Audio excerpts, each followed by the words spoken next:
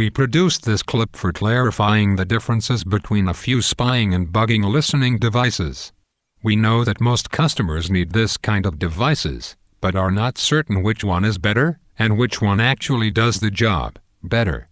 We assume that for many customers the price is the most important. For others, the distance, and for many, the privacy is the most important. I will try to use common words, not sophisticated terms, so it will be clear to everyone, almost everything. The most important terms are LOS. It refers to line of sight, when there is an imaginary line between the transmitter and receiver, and we can see the transmitter's place. FM is frequency modulation. Our voices emit sounds that modulate the transmission. We can simply say that this is the information we hear.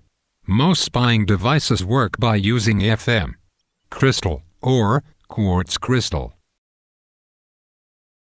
Free running. This is the way we call to adjustable transmitters.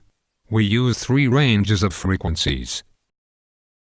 The domestic band, within 88 and 108 MHz. This is the range of a domestic or car radio. VHF is the abbreviation of very high frequency, within 140 to 160 MHz.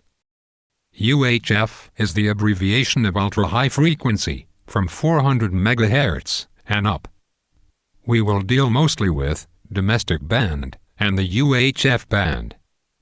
Let's begin with the simpler ones, on the domestic band. Basically, there are many configurations of these bugs, from the simplest ones, as this one, to very sophisticated ones, as this one. How can we know that they are working on the domestic band, or near it? It is simple. Most of them use a component named trimmer. It adjusts the frequency, so we are able to hear the transmissions by using a domestic or car receiver. It sounds very good. You don't need to buy an additional receiver.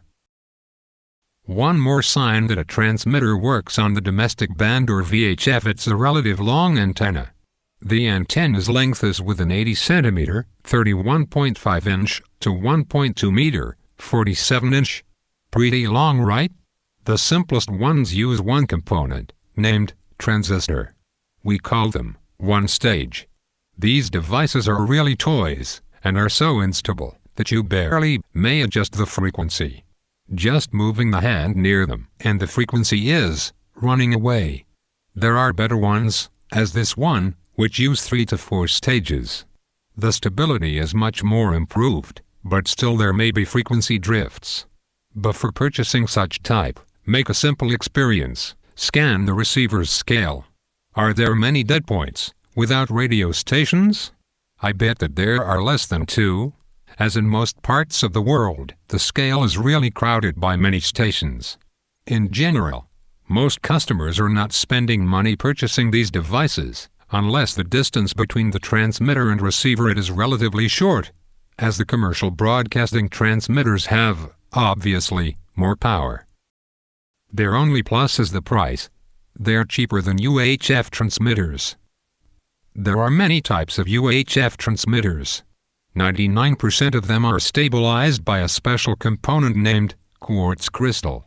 The crystals are divided into types: real quartz crystals and crystals named SAW, abbreviation of surface acoustic wave. The differences between them are: 1.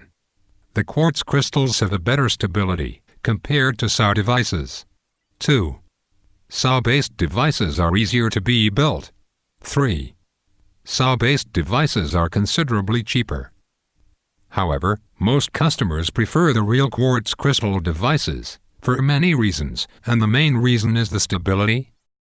Many transmitters which use them are programmable, and can be programmed to almost endless frequencies.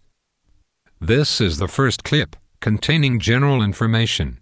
On the next clips, I will explain more about certain products in detail.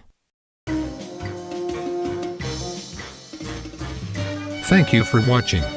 Please subscribe and you'll always receive the most accurate information. Just click on the link and you'll be redirected to our site.